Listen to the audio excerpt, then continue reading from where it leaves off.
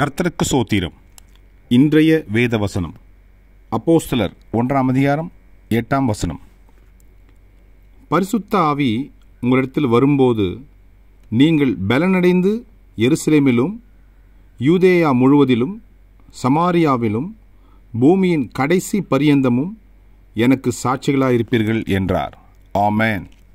அப்போஸ்தலர் 1:8.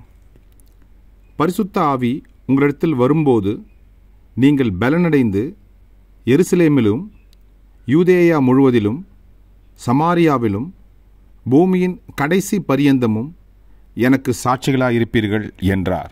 ஆமென். அப்போஸ்தலர் 1:8. கர்த்தர் உங்களை ஆசீர்வதிப்பாராக, உங்களோடு கூட இருப்பாராக. ஆமென்.